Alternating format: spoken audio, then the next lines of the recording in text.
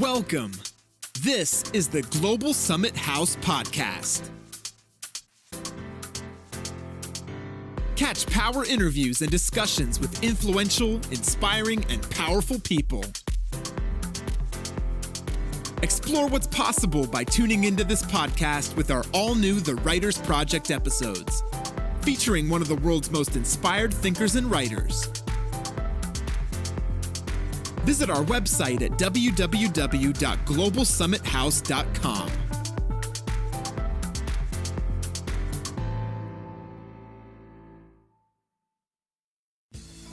Let's return to This Week in America.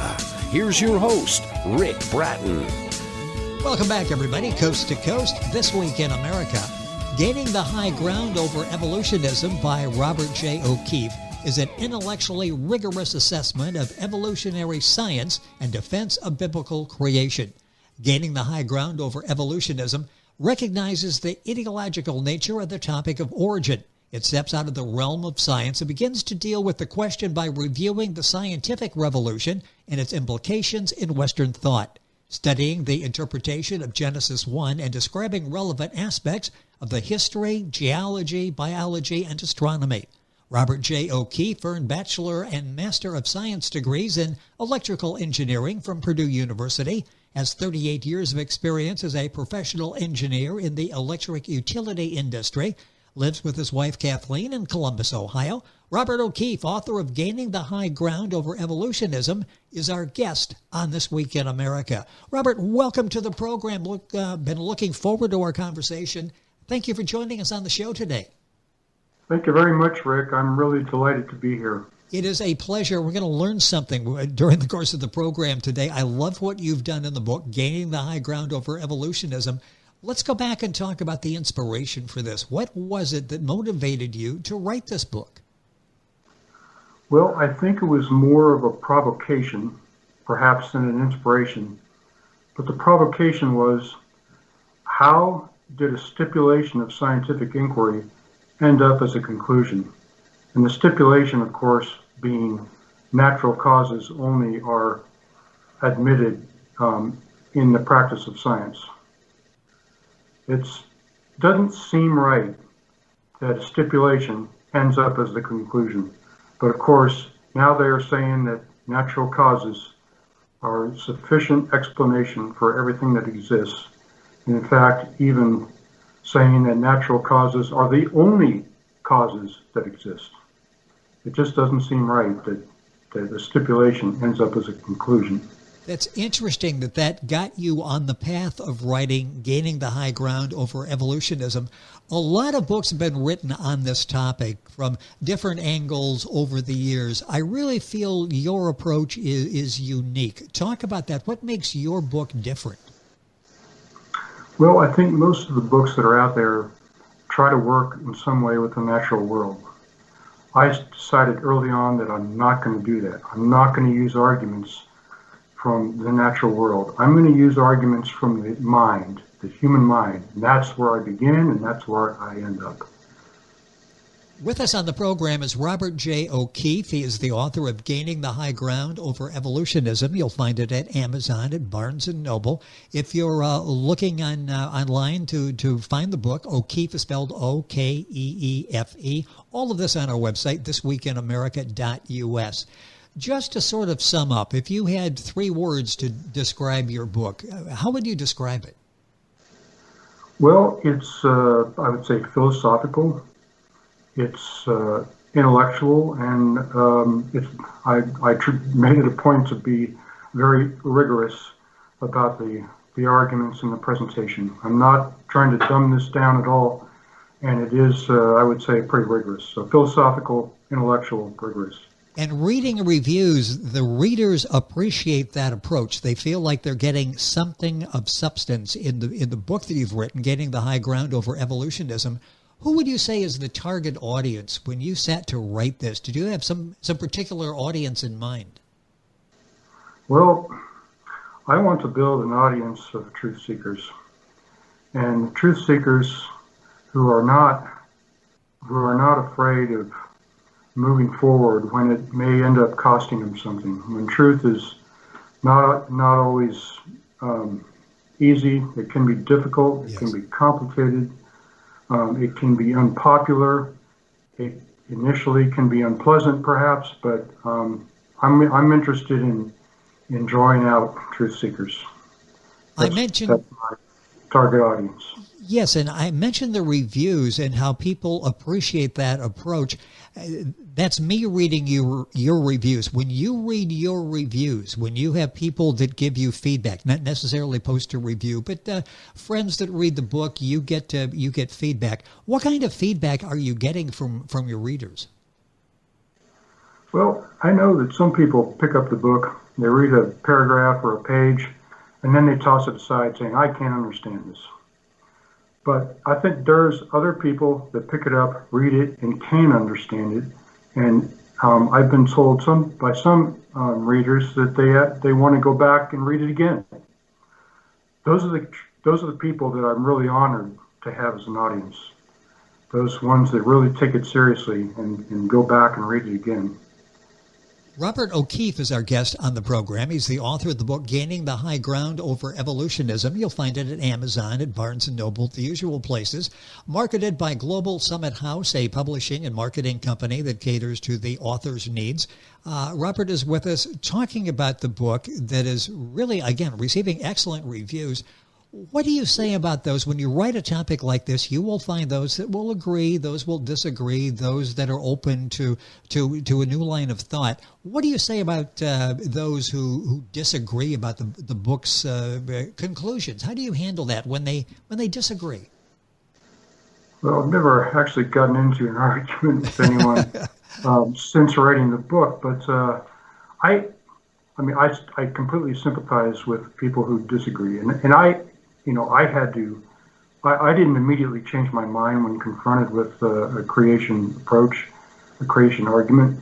It took me years to go through it. This is a belief in origins is often a belief at the center of your belief system, and there's a lot of things that are affected that you really have to think through. And I think you even have to learn how to think about a topic like this, because it's not really all that obvious how you get from the physical world to what is the nature of what is being concluded. On the one hand, a universal negative with regard to the supernatural, and on the other, a mind far beyond capabilities with which we are accustomed. So there is a big gap between the physical world that you have to draw from in order to prove a point. So it takes some time, I think, for people to work through that. And so it took me time to work through that. Was this a learning process for you as you sat and made the decision to write the book and did the research, meticulous research in putting this together? How did this impact you? Did this strengthen your position? Did you learn and evolve possibly as you were writing Gaining the High Ground of Evolutionism? Oh yes, I learned an awful lot. Of course, my profession doesn't have anything to do with this topic at all. And so I had to learn. I had to go through a learning process, and it took years. But it was very interesting, and I ended up persuading myself on some things that I was not convinced about at the beginning. So yeah, absolutely, it was a learning experience for me. The book is Gaining the High Ground of Evolutionism.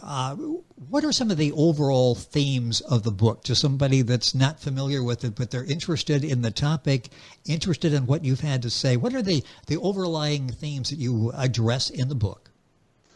Well, I think you can divide the book up into two halves. And the first half is concentrating on the history of science, in particular the history of evolutionary science, and trying to draw out the assumptions that are unique to evolutionary science. And I think that there are two.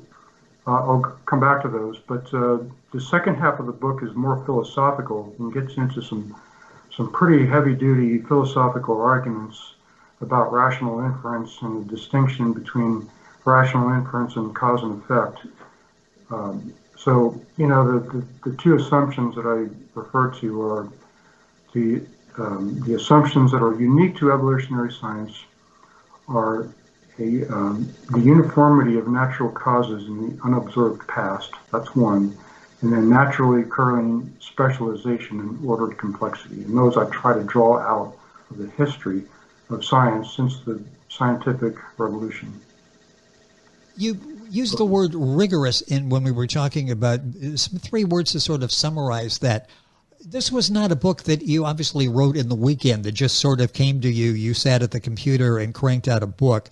I'm sure a lot went into this. How long did it take from the conception of the idea to actually getting the book finished? It took about 7 years. Wow. 7 years. Of course, I have a full-time job that I have to attend to. But 7 years, maybe about 10 hours a week on average. But obviously, thousands of hours went into this over that time period. What was the most challenging aspect? Again, this is so well done. What was the most challenging aspect? I'm sure there are times when you hit the roadblocks and wondered, okay, did I make the right choice in even beginning this project? What were some of the challenges? Yeah, I think perhaps the most challenging aspect of writing was trying to explain the distinction between cause and effect, which operates in the world, and everyone, I think, is comfortable with that, and rational inference. Rational inference is not cause and effect. These are 2 different things. Rational inference depends on cause and effect, and scientists will be inferring, say, future effects from present causes, or they infer past causes from present effects, but that is a very distinctive mental operation that is not the same as natural cause and effect that we observe in the world. That's, you're pushing the limits of language to try to explain that. Language conveys rationality, but when you turn language on itself to try to describe the process of rational inference, I think it was a pretty difficult chapter to write. I had to rewrite it, maybe throw parts of it 3 or 4 times before I got it right. Robert O'Keefe is our guest. The book is Gaining the High Ground Over Evolutionism. A really impressive background that you have: education, Master of Science degrees in electrical engineering from Purdue University, yet not necessarily relevant to the topic. Talk about that and the qualifications. Someone would say, well, okay, what's his background? Why does he feel that he has the necessary background to approach this topic? Yeah, well, the fact is I don't have the necessary background. I had to learn it. Maybe that's a good thing, yes. Yeah, and so, but, this topic requires a generalist, not a specialist. So academic credentials, PhDs and so forth, in science and history and so forth, they're very specialized focus.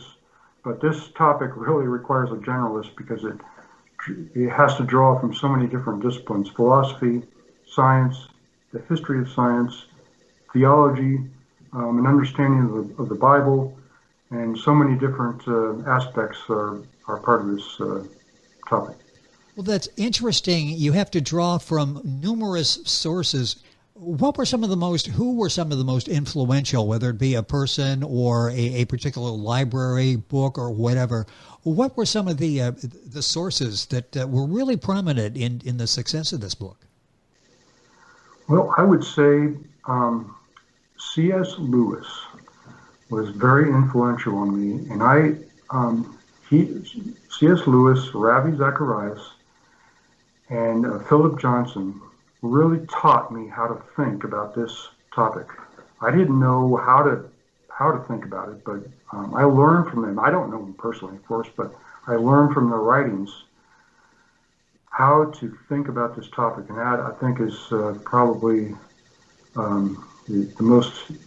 influence that I had was from really those 3 people in that order. C.S. Yes. Lewis, of course, being at the top. The book is less about scientific evidence, more about, I would call them philosophical presuppositions. Talk about that, how you came to approach it in that manner. Okay, yeah, that is very interesting, and that is why my arguments do not draw from the natural world; they draw from the mind. So presuppositions and predispositions really rule the selection and interpretation of evidence, and so that is where you really have to evaluate those presuppositions. People have a tendency to go to one answer or the other, the supernatural answer or the natural answer. And as I was explaining, the getting from the material world, the physical world, to a conclusion on whether or not there is a creator, there's a huge gap there. And so you can it's much more effective, I think, to deal with those presuppositions. And there's two ways I think you can do that. Evaluate the logical consistency of your presupposition, of your answer on that topic of origins, and also the relevance to everyday experience. It's interesting, and I don't want to take anything away from the book. I want people to buy the book, and they will get lost in it and really learn from it. The book is Gaining the High Ground over Evolutionism. Robert O'Keefe is our guest on the program. But if you would briefly describe one of the arguments you have in the book, establishing the superiority of creation, without giving too much away, just give us some idea. Yeah, it's based on that distinction between rational inference and cause and effect. Rational inference is not a natural cause and effect process. It is not a natural process. It is a supernatural process. And when you begin to understand that distinction, and I have exercises in the workbook that help the student through that, then you begin to realize that there's more to existence than just the physical world. And in fact, the very thought process, the very reasoning that scientists undergo is not a natural process. And when you begin to understand that, then you see that there's a lot more to this than just the physical world that scientists deal with.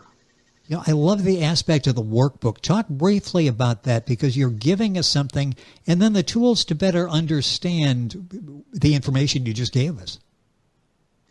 Right. So this was written as an educational resource. So it does have a workbook. It can be used in a school setting. So that's available. The workbook and the book itself are available on both Amazon and Barnes & Noble. And the book is Gaining the High Ground over Evolutionism. The creation position, obviously contingent to a great degree on the credibility of the Bible. Can its credibility be established, do you feel? Yeah, its credibility can be established, but perhaps not in the way people usually think. It's established by understanding the connection between the Old and New Testaments. So neither Old nor New Testaments are standalone books. They fit together, and they fit together very well. And it's amazing how well they fit together, considering the fact that you're dealing with the foundational writings of two major world religions that are really not all that compatible, but the writings are compatible.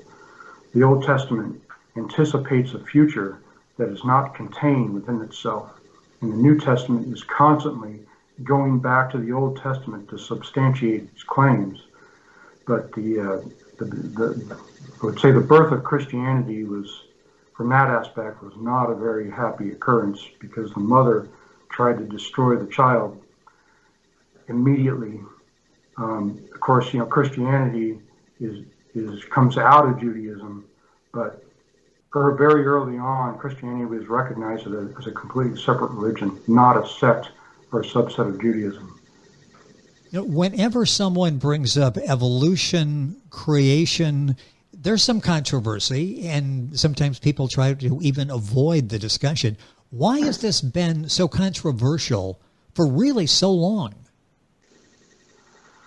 Well, I think it has to do with the distance between what people have to work with in in the physical world and the nature of what is being concluded, as I was trying to explain before. So, you're trying to, on the one case, it's a universal negative with regard to the supernatural, and on the other, a mind just far beyond capabilities with which we accustomed. And those are the conclusions that people try to reach from the physical world.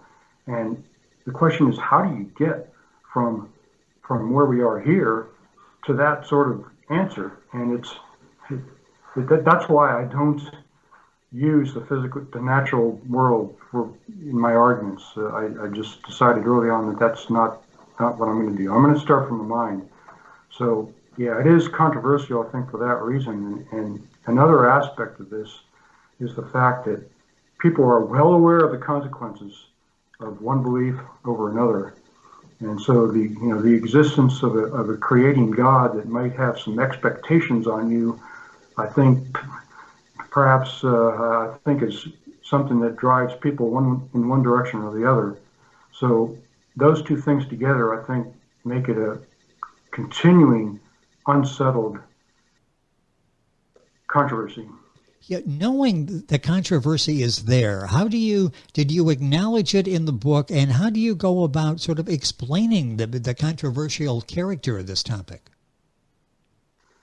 Yeah, and I think in general people are aware that it is very controversial and it's completely unsettled.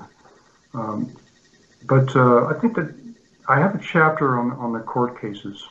The court cases that deal with the teaching of evolution and creation in the school system, the public schools.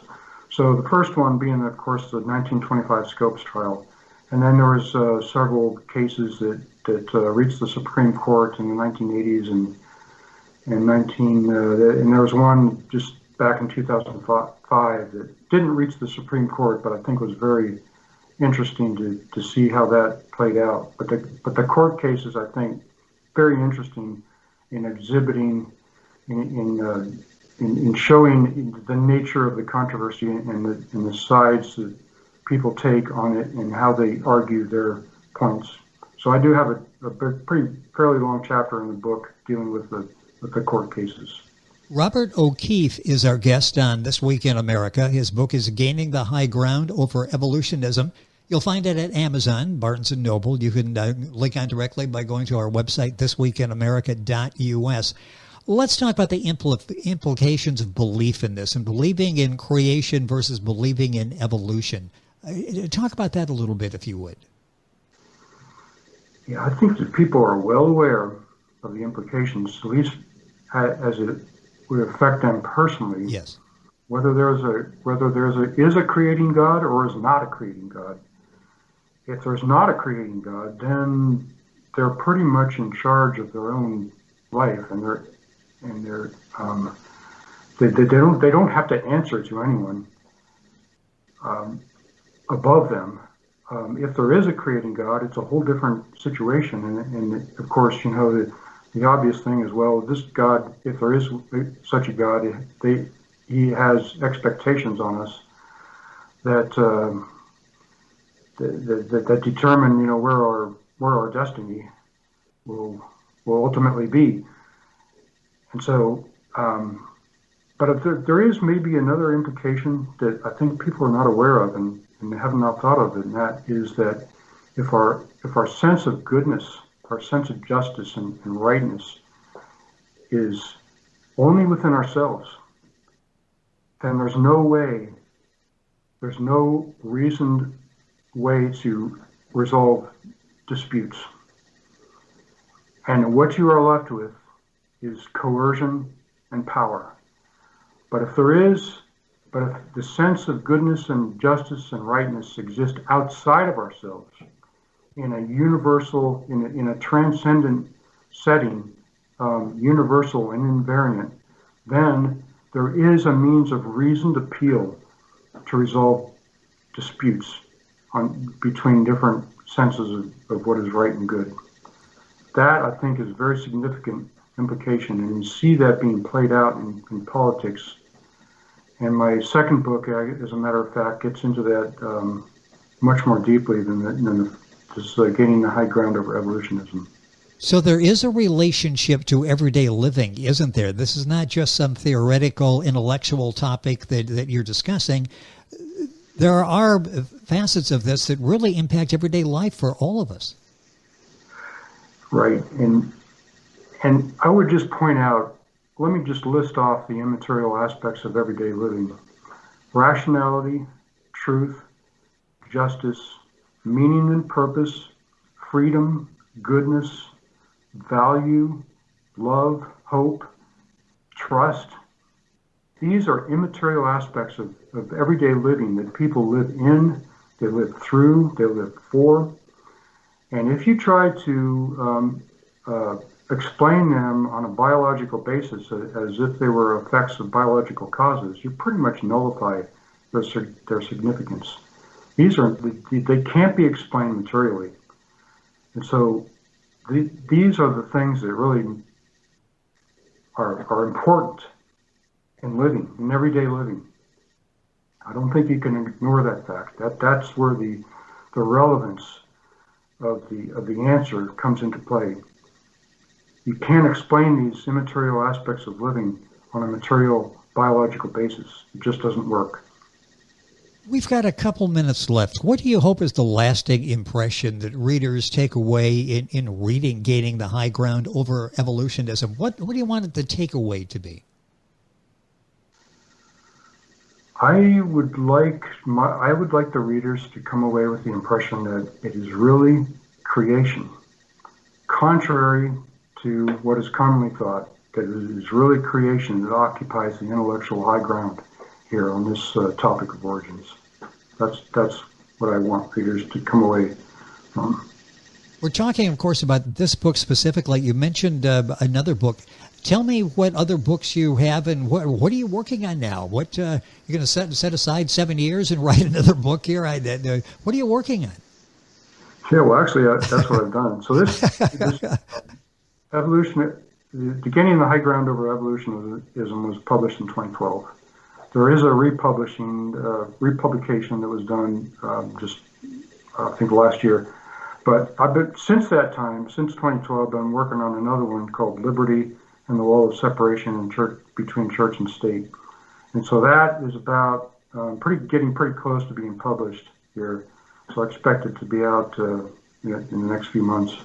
That would be great, and hopefully we'll have an opportunity to talk about that as well. The book we are talking about by Robert O'Keefe, that's Okeefe. The book is Gaining the High Ground over Evolutionism. You'll find it at Amazon at barnesandnoble.com.